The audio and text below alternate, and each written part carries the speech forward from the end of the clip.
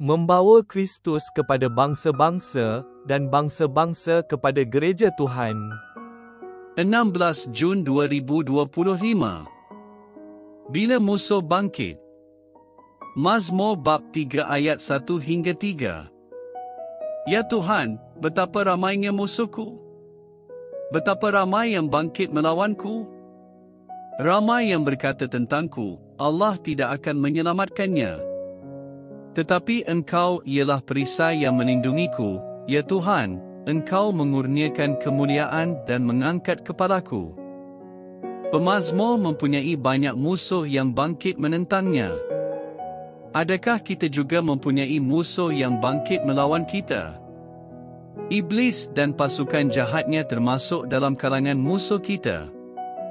Iblis bangkit menentang kita, cuba menyesat kita ke dalam dosa, menggoda kita supaya berpaling daripada Tuhan, firman-Nya dan jalan-jalan-Nya.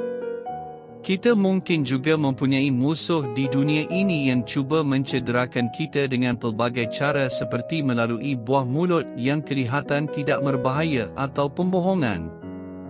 Pemazmur mempunyai kumpulan musuh tertentu dalam fikirannya, iaitu mereka yang mengejek dan mengkritik kepercayaannya kepada Tuhan sambil berkata, Allah tidak akan menyelamatnya. Musuh-musuh pemazmur percaya Tuhan tidak dapat menyelamatkannya daripada serangan mereka yang ganas. Kita percaya kepada Tuhan untuk keselamatan dan kita juga mempunyai musuh yang mungkin mengejek kita dengan cara yang sama. Mereka mungkin tidak mengancam dengan bahaya jasmani, tetapi mereka cuba mencela dan menghina iman kita. Sebahagian daripada mereka yang tidak percaya mungkin menyuara pendapat bahawa Tuhan tidak wujud. Yang lain mungkin mengakui kewujudan Tuhan, tetapi Tuhan yang mereka bayangkan tidak peduli tentang sejarah manusia atau keselamatan manusia. Ada juga yang mengejek kepercayaan kita kepada Yesus dengan mengatakan bahawa syurga dan neraka tidak wujud dan bahawa keselamatan jiwa tidak diperlukan. Ada yang menafi kebenaran bahawa Yesus adalah anak Tuhan yang dilahirkan di dunia ini untuk menjadi juru selamat kita. Musuh-musuh ini mungkin lantang dan mengejek atau hanya bersikap mencemooh dan tidak ambil peduli. Bilangan mereka ramai. Pemazmur tidak takut akan musuh-musuhnya. Begitu juga dengan kita.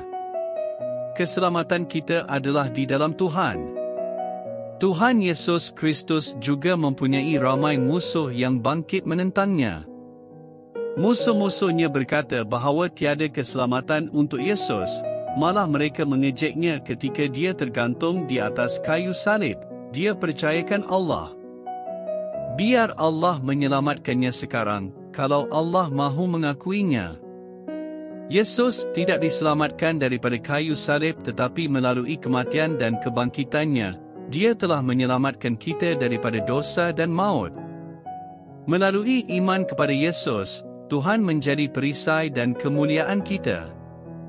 Tuhan yang mengangkat kepada kita. Dia memberi kita senjata serta perisai iman untuk memadamkan segala anak panah si durjana. Perisai iman ini ialah sebahagian daripada seluruh perlengkapan senjata Tuhan dalam menguatkan kita menentang ajaran palsu dan ejekan dunia yang tidak percaya kepada Tuhan. Kita berkongsi kemuliaan dan kemenangan Yesus yang telah menakluk maut. Tuhan juga mengangkat kepada kita. Dalam kepercayaan kita kepada Kristus Yesus dan segala yang Tuhan ajarkan dalam firman-Nya, kita boleh mengangkat kepala dengan penuh keyakinan. Kita tidak malu dengan apa yang kita percayai. Kita berdoa, Tuhan, jadilah perisai dan kemuliaanku. Pimpinlah aku untuk berdiri teguh dalam iman. Amin.